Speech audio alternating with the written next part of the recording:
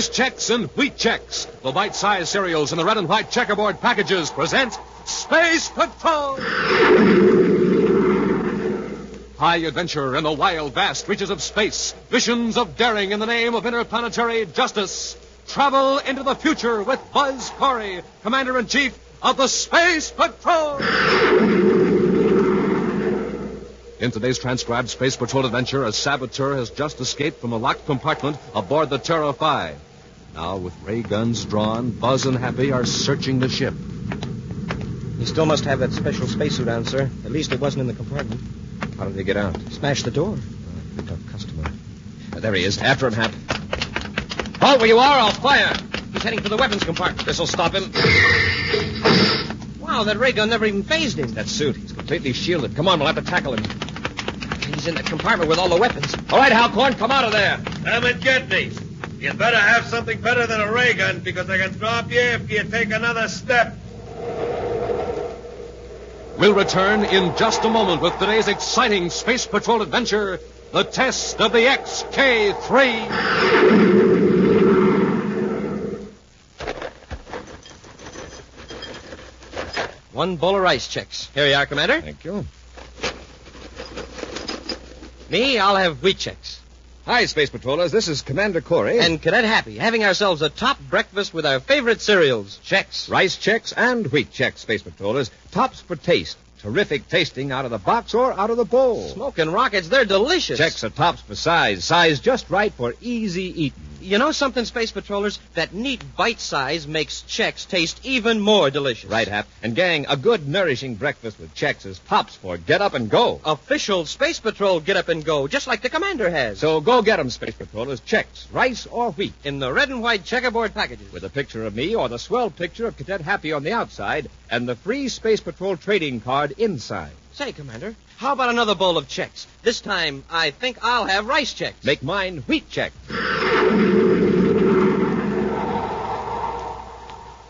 And now today's Space Patrol adventure, the test of the XK3.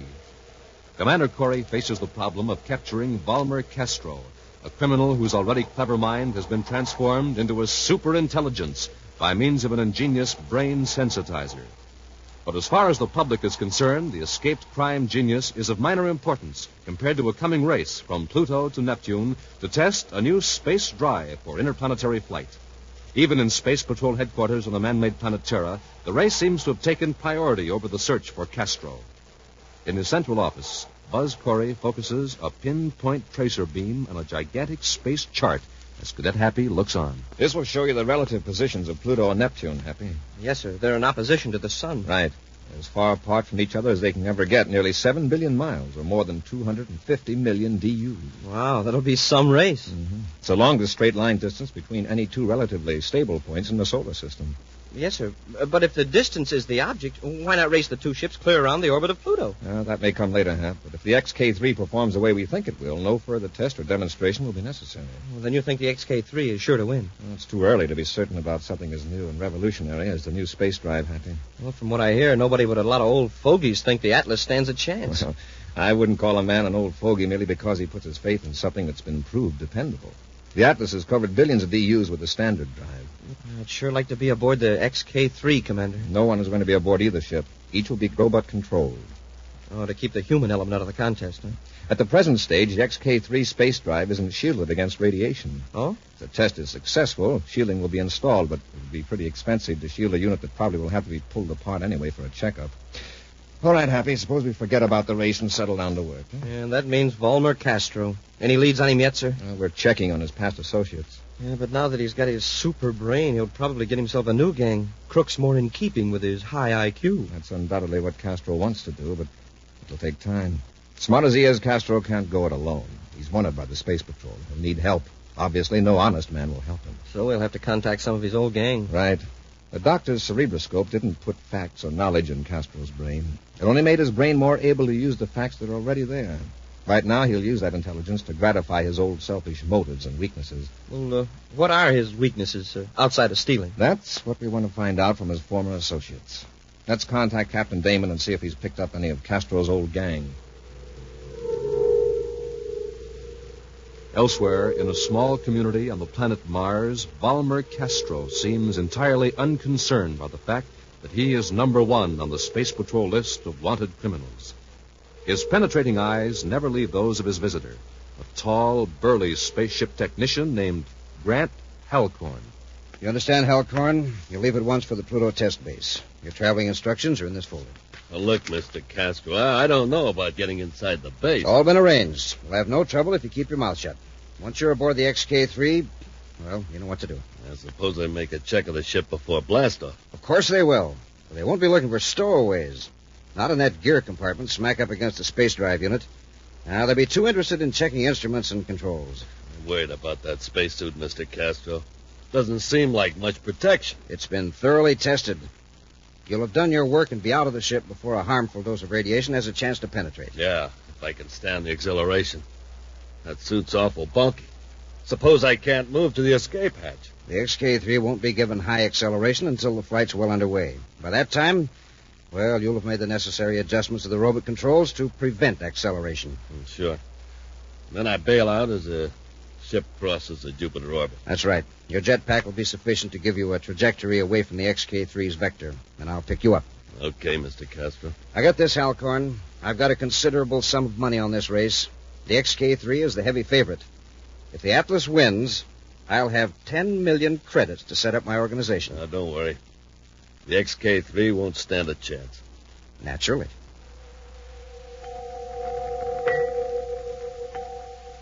Two days later, in Space Patrol headquarters, Buzz and Happy checked through data Space Patrol agents have supplied on Castro and former members of his gang. On the huge space chart, two small lights, one red, one green, move with agonizing slowness sunward from Pluto. Despite the temptation to watch the progress of the race, Happy diligently checks the reports. What a bum this guy Castro is, Commander. Even his pals can't trust him. Here are 6 guys who've told our agents that if they even saw Castro again, they'd bust him in the jaw. Well, they might have said that just for effect. Did any of them say why they were angry at him? Yes, sir. They're all sore about the same thing. Castro made bets with them and then welched when he lost. But he always collected when he won. Very interesting, Happy. Very interesting. We've just learned something quite useful about Castro. We have? Yes. He's a gambler. Yeah, and very unsportsmanlike. I'll notify our undercover men to keep an eye on suspected big-time gamblers. They'll need cooperation from local authorities on that. Gambling is out of Space Patrol jurisdiction. Some guys will gamble on anything. I know a mechanic who's betting on the Atlas. Imagine a guy who's supposed to know something about spaceships, and he bets against the XK3. Well, perhaps out of sense of loyalty, Happy. You know how fond you can get of a spaceship, whether you fly it or help repair it. Well, he's one of those old fogies who doesn't like anything new. Well, we must have a lot of old fogies in the universe, Hap. A lot of intelligent people think the Atlas will win. People must be crazy. The odds are 20 to 1. And look at the chart, sir. The Atlas blasted off ahead of the XK3, and already the XK3 is gaining. The race has just started. Neptune is still millions of DUs away. Well, the only way the Atlas can win is for somebody to fire a space torpedo into the XK3. If you're worried about somebody blasting the XK3, forget it. I've assigned patrol ships from every planet to guard the race vector. Oh, the lucky guy that drew the assignment for Terra. Who got it, sir? Happy, I volunteered to patrol the Terra sector, and now if you'd like to go along. Would I? Smoking rockets? Well, yes, sir. Well, there's plenty of time. The lead ship isn't even to the Saturn orbit yet. Yeah, the Atlas is leading. But I bet the first ship we see is the XK3.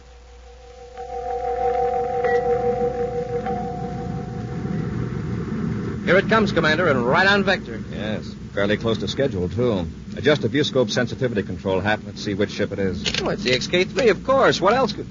Hey. Commander, it's the Atlas. Why shouldn't it be the Atlas? It blasted off first. It's the total elapsed time that determines the winner. Well, yes, sir, but the way the XK3 was gaining at first... I'll check with Pluto. Commander Corey aboard Terra 5 calling Pluto Space Control, XK3 robot testing section. Corey to XK3 testing section. This is XK3 testing section. Go ahead, Commander. The Atlas just passed Terra Patrol segment of the test vector, approximately on schedule. Yes, sir. We've been monitoring the Atlas control section. The Atlas was thrown off a vector by meteors outside the Saturn orbit. Velocity was reduced, and vector changed to avoid meteors. The Atlas is now back on plotted vector, but behind schedule. What about the XK3? We are having trouble, sir. What kind of trouble? Well, Colonel Balcom thinks it's the space drive. Acceleration hasn't developed as it should. Could it be the robot controls? No, the Colonel doesn't think so. the new space drive responded perfectly beyond the limit of previous tests. But now there seems to be a dampening off, as the Colonel expressed it. And you can't compensate by adjusting the robot controls? We'll try that, Commander. The trouble showed out near the Jupiter orbit. We are in complete control here on Pluto, except that the space drive seems to choke itself off. The Colonel described it as a self-limiting function inherent in the drive force. Acceleration is becoming deceleration. But I would be glad to relay any suggestion to the Colonel. Colonel Balcom is in complete charge of the XK3. There are no suggestions. Corey, out. Of all the rotten luck. In his private cruiser, Valmer Castro carefully adjusts his spacephone receiver to a prearranged frequency while holding a vector some distance from that of the test course. Alcoin to Castro. Alcoin to Castro. Castro here. Keep your transmitter power as it is. I can reach it. If you got a fix on this ship, I'm going to bail out. I've stuck with this crate too long already. Now, there was a reason. The Atlas was delayed by meteors. I didn't want the XK3 to gain an advantage because of that. She's choked down now, Chief. The more they try to accelerate her from Pluto control, the more she'll slough off. Good. Bail out. I'll pick you up. Listen, I'm only a speck in space. The momentum of the ship will carry me forward. I can mentally compute your trajectory when you leave the ship. And don't worry. I may have to hold off until patrol ships are out of range.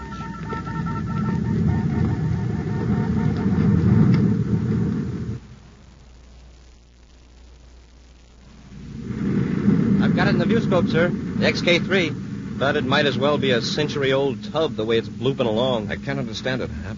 There's nothing in the short test of the XK3 to suggest trouble like this with a new space drive. Somebody in Pluto robot control is goofing up. Well, that's unlikely, Hap. Any defect in a robot control system would show up in the self-analyzer, the self-monitoring system. And you know as well as that. Hap, look at the viewscope screen, number 3. Smoking rockets. What is it, a baby meteor? I don't think so. At any rate, it's receding from us. No meteor was ever that shape. Get a vector on it, Hap. Yes, sir. Hey, am I nuts? It looks like a man. A man in a spacesuit. You're right. Line him up in the vector computer, quickly. Well, what in the name of Jupiter's moons is he doing out there? Now, I've got it, sir. Unless he's changed course with a jetpack or something, this is the way it lines up. His vector would cross that of the XK3. Yes, sir. But backtracking the XK3 vector, the ship and the man were at the intersecting point at the same instant. Either they came mighty close to a collision, Or the man's trajectory began at the ship. In other words, he was aboard the XK3.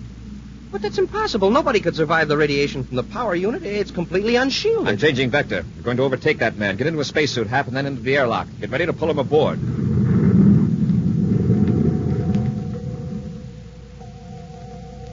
In a few moments, the Terra 5 has adjusted its forward velocity to match that of the man in the spacesuit.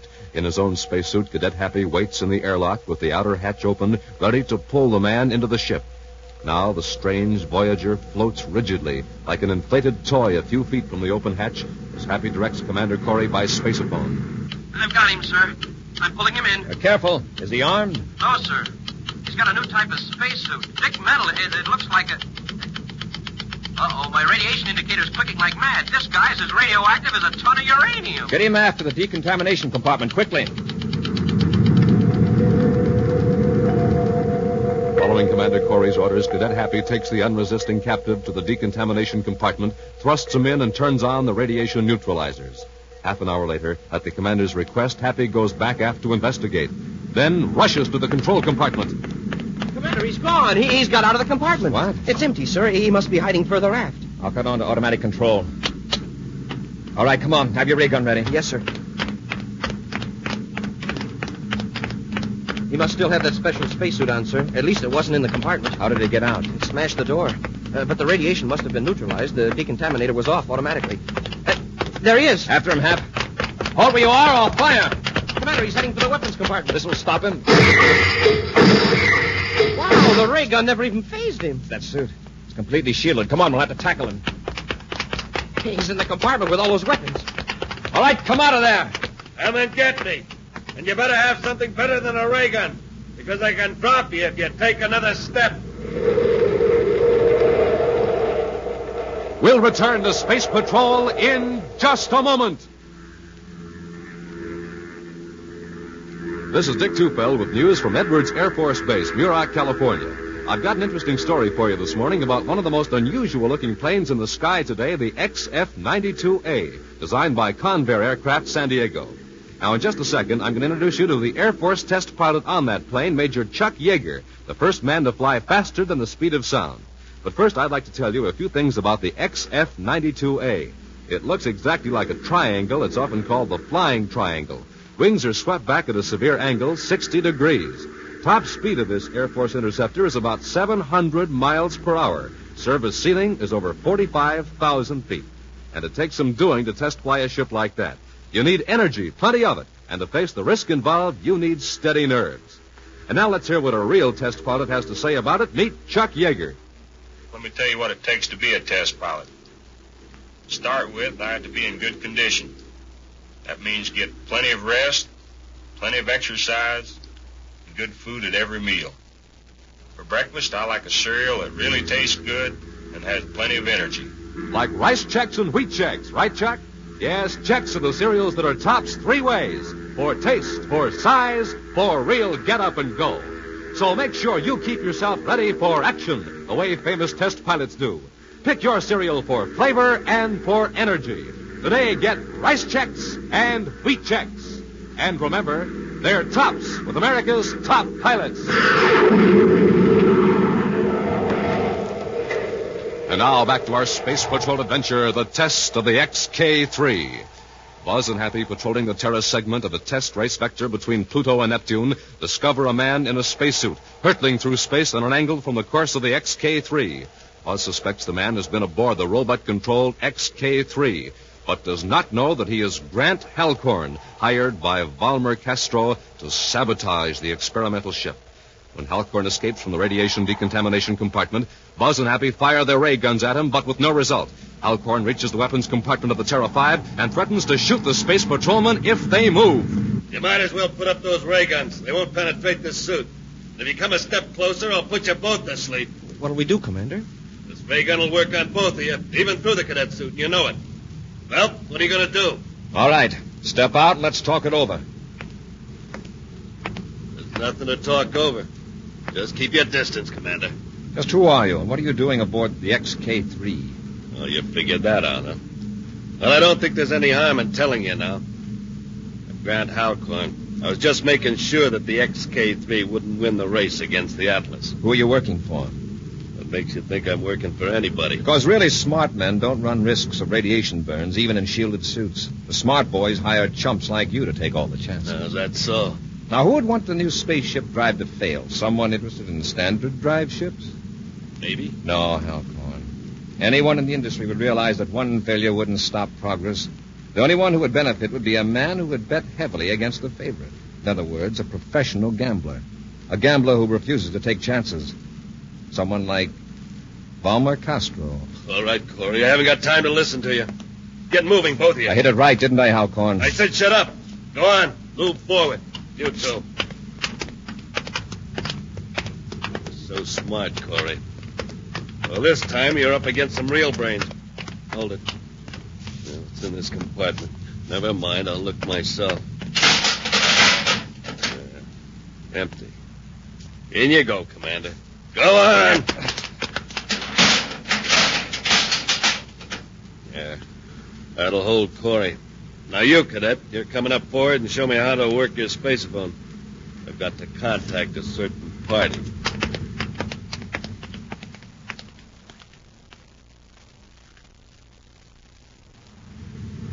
All right, cadets. Stand right where you are. If you move, I'll put you out cold with a ray gun. Got it? Sure, big shot. Halcorn to Castro. Halcorn calling Castro. Castro here, go ahead. I'll make it short, Chief. Aboard Corey's flagship, the Terra 5, but don't worry, I'm in charge. You telling the truth? Sure.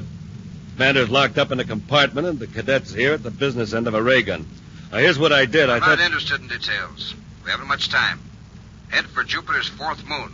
You know the place I mean. Yeah, you bet. Land and come aboard. And we'll blast off for Venus and wait there until my men collect the bets. You'll collect, all right. The Atlas is sure to win. I know. Now, change vector for Jupiter moon number 4 as quickly as you can. Castro out. All right, Chief. So the commander was right. You are working for Castro. Shut up and take those controls. Head this ship to Jupiter number 4. Now, don't try any cute antics. What's that? The meteor alarm? I don't know. Smoke on rockets. It's the air system. There's a leak in the hull. Where? Check the indicator. There, see where that red light's flashing? Yeah, I see. Well, where's the damage? In compartment 3. We've got to get there quick. Take it easy. It's airtight, isn't it?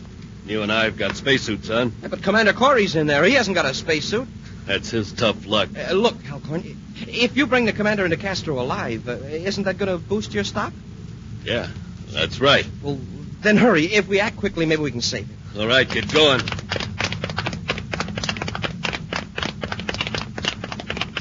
Here's compartment 3. Close your face piece. Okay. Come on, open the door. Hurry, Halcorn. We've got to work fast. Yeah. Hey, where's Corey? Where'd you go? Drop that ray gun, Halcorn. Drop it! I've got him have you raise his face piece. Yes, sir. And sit on him. He's hard to handle. All right, Halcorn, just relax. Now, take it easy, Halcorn. There's no hole in the hull. Oh, that's a relief, sir. But what set off the alarm? Thermostat in the bulkhead. The thermostat? But it'll only sound an alarm if it registers excessive cold or heat. It was heat that did it, Hap. Friction from rubbing my belt against it. Let's get Halcorn out of that spacesuit so it'll be easier to handle. And we'll get him up forward. And Halcorn, if you know what's good for you, you'll talk. That's the straight truth, Commander. Castro's waiting for me on Jupiter's 4th moon. First, I'd like to restore the XK3's robot controls to normal. There's nothing you can do about that, Corey. The XK3 must be virtually in free fall by now. If we take all the acceleration we can stand, we can overtake the XK3 and correct those instruments. How can we locate the XK3? Pluto Space Control is probably broadcasting periodic reports. Check that frequency. I'll get into Halcorn's shielded suit and be ready to go aboard. By the time Buzz has donned the heavy, cumbersome spacesuit, Happy has obtained a fix on the XK3. It is still hurtling on toward Neptune at a steady velocity, but of course losing ground to the still accelerating Atlas. With Happy at the controls and Halcorn securely bound, the Terra 5 gains steadily on the XK3. Then Commander Corey steps into the airlock, ready to transfer to the robot ship. With the spaceophone transmitter at low power, Happy contacts Buzz. We're alongside, Commander. Ready when you are, Hap. Apply magnetic holding field. Yes, sir.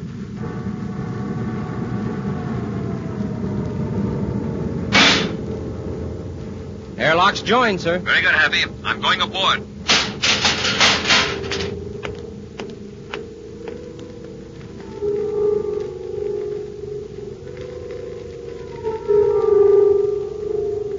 Everything okay, sir? Yes, Hap. I'm at the robot instrument panel now. Can you fix it, sir? Yes, but I'd defy anybody to figure out what was wrong if they didn't know exactly what Halcorn did in here. He's made adjustments that gradually cancel out the control impulses from Pluto. I didn't think Halcorn was that bright. He just followed instructions. Castro is the genius. He's figured out the right combination to dampen the controls. Something that wouldn't happen by accident once in a million times. Wow. I've about got it reset, Hap.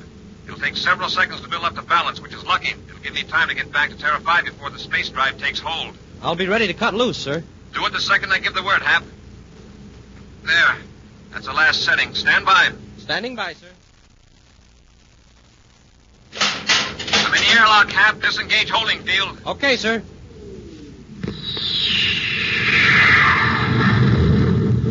Smoking rockets. The XK3 really took off. Are you okay, Commander? Yes. I'll go back to the decontamination compartment and neutralize this radiation. You set a vector for Jupiter's 4th moon. Following the directions of Grant Halcorn, Cadet Happy skims low over the surface of Jupiter's moon, number 4. Suddenly, below them, in a crater, Buzz and Happy see a private space cruiser. A few moments later, inside the cruiser, Valmer Castro watches with grim satisfaction as a figure lumbers across the floor of the crater in a bulky spacesuit. Then, as he hears steps in the airlock, he draws a ray gun and holds it behind his back.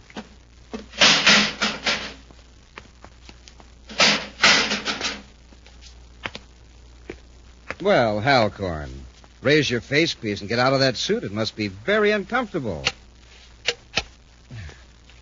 Hello, Castro. Corey, hold it. Don't move. Come now, Castro. A man of your intelligence should know that a ray gun can't penetrate this shielded suit. It might work at close range. You better hold it, Corey. I warned you.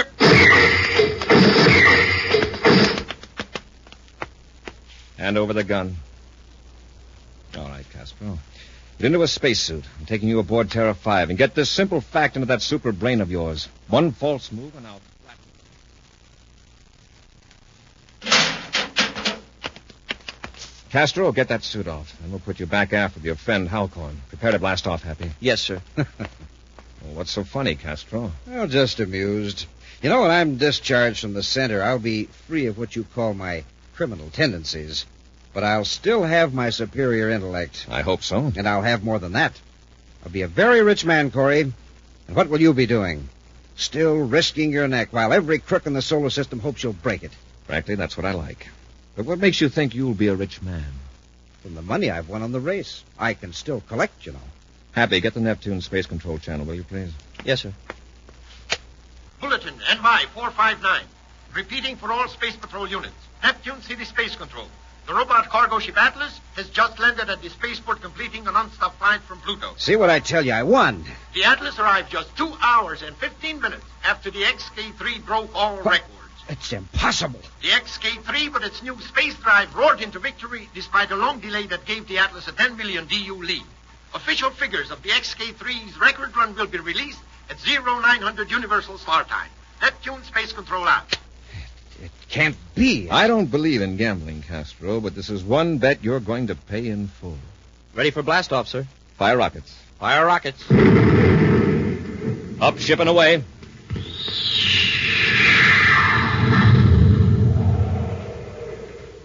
In just a moment, a preview of next week's exciting Space Patrol adventure brought to you by Nestle's Quick for the greatest tasting chocolate milk and those famous Nestle chocolate bars. Hey, gang, do you hear this at your house? Come and get it! Nestle's Quick! Yes, that's the Nestle's Quick Call, music to the ears of every space patroller. Quick makes the most delicious chocolate milk ever invented. It's rich, it's smooth, it's super chocolatey. Tastes just like those wonderful Nestle's chocolate bars. And say, you can make your own frosty glass of Nestle's Quick in no time flat, anytime you want it. Because after you pour out your glass of milk, yes, I said after, then you just put in 2 spoonfuls of smooth chocolate Quick powder and give it a little stir. And, gang, that's all you have to do to make the chocolate milk that's real George. Mom will find Nestle's Quick in the big brown and yellow can, so ask her to get plenty because Quick is so full of vitamin D, it's better than good for you. Come and get it! Nestle's Quick!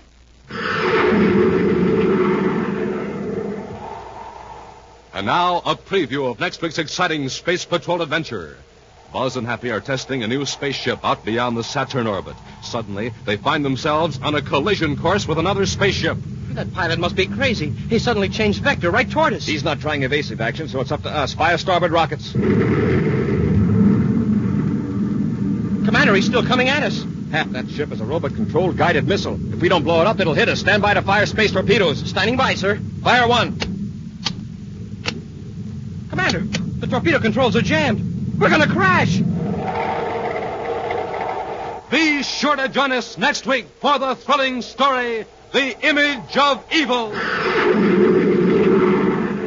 Space Patrol, created by Mike Moser, starring Ed Kemmer as Commander Corey and Lynn Osborne as Cadet Happy, was written by Lou Houston. Produced and directed by Larry Robertson, executive producer Mike Devery. Other players were Bela Kovach, Norman Jolly, and Ken Mayer. Dick Tufeld speaking. Now, don't forget to tune in next Saturday and every Saturday for the new exciting Space Patrol. Space Patrol was brought to you today by Rice Chex and Wheat Chex, the bite-sized cereals in the red and white checkerboard packages. Be sure to see another exciting Space Patrol program on your local ABC television station. Consult your local paper for time and channel. This program is broadcast to our armed forces overseas through the worldwide facilities of the Armed Forces Radio Service. Space Patrol came to you transcribed from Hollywood. This is ABC Radio Network.